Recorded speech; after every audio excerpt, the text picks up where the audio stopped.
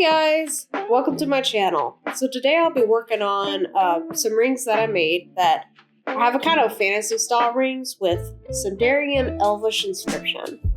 And I'm going to be showing the process of one of the rings, a larger one, from start to finish, right from the casting house.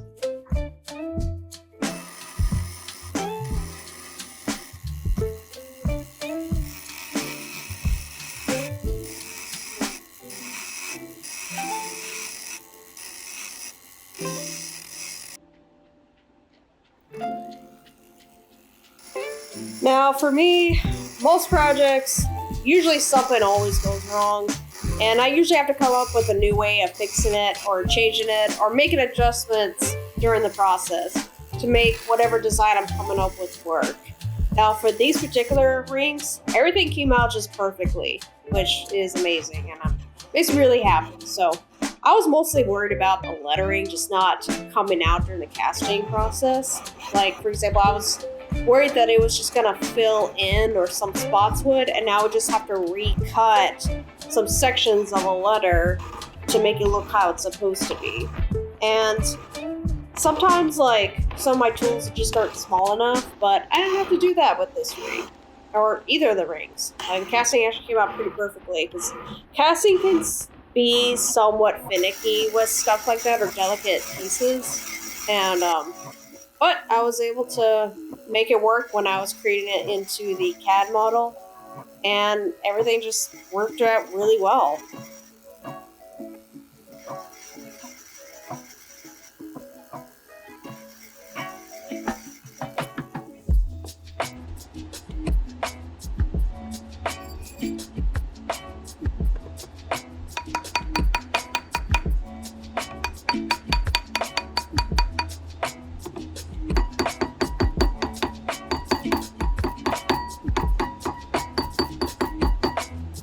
So earlier, I was removing the excess metal on the outside of the ring, especially the big portion at the bottom of the ring where all the melted gold flows into it during the casting process.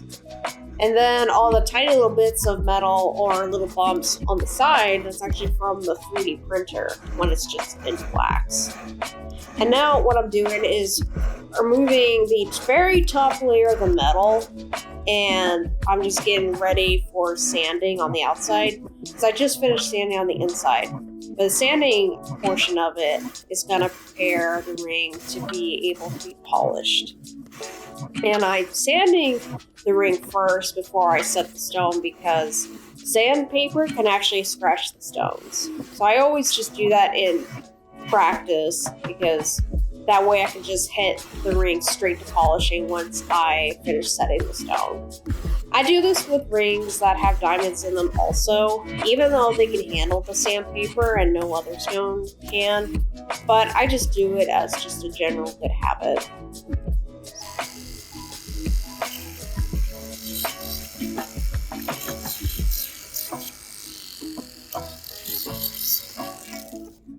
Before I start setting this gemstone, I always measure it to determine the correct cutter, and that way I can make sure the stone will set in there and fit.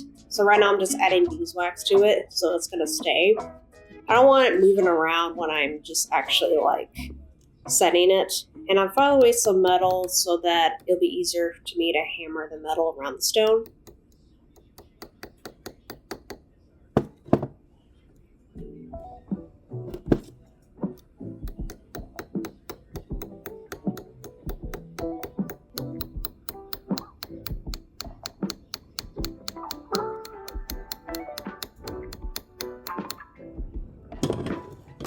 I'm constantly tightening the stone and checking it periodically until the stone is tight.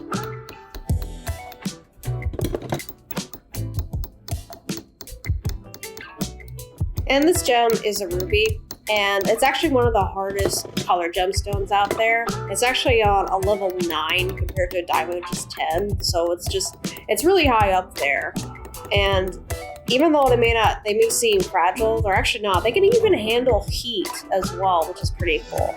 So like if I need to size a ring and it's got a ruby in it, I can actually keep the stone in the setting and actually apply heat to it and it can handle it. Same goes for sapphires as well.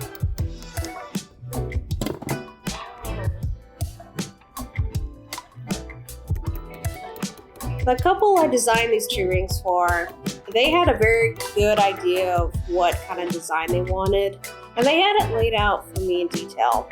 And it was really great that they knew what they wanted because it just made things a lot easier for me.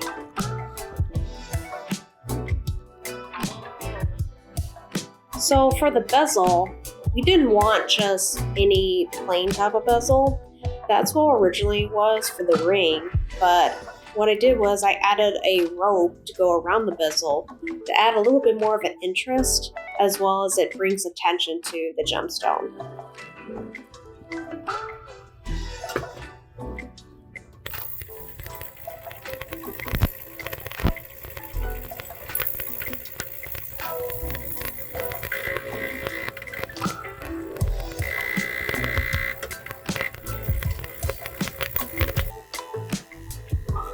So if you happen to have a 15th wedding anniversary or a 40th one, rubies are a traditional gift for those specifically 2 anniversaries. So usually you have them set in rings and then they're used as another lovely gift during those times.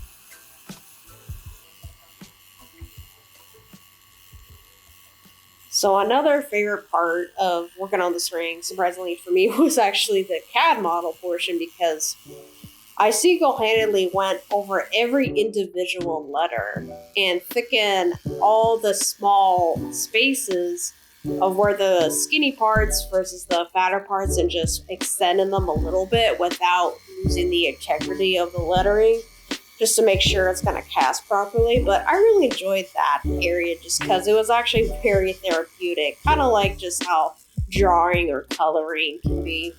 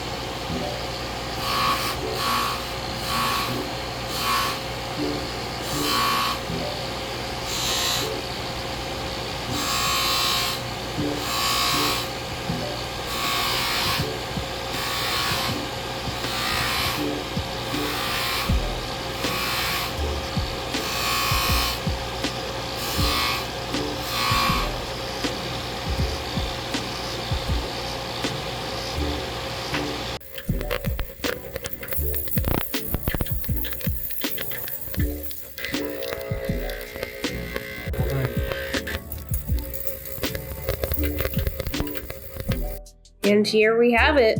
The closer I got to the end stages of final polish, the better this ring started to look. And it just came out amazing. It really looks like a true fantasy ring. Kind of like just something fun to look at, and all the lettering's just super eye-catching and just keep looking all the way around. And it just came out just really great. And this is definitely one of my favorite rings so far. So another thing I really like about this ring is that I can actually totally see that it could be in a video game. So another interesting fact about rubies is there's a reason why they're constantly set in jewelry for the royalty and history, mostly because they symbolize passion, protection, and wealth. In this ring, I made a second ring to go with it that's part of a set. This ring is set with the sapphire, which symbolizes loyalty, and you can see how this ring was made in the shorts that I have. And I hope you enjoyed watching this ring go from start to finish, and thanks for watching.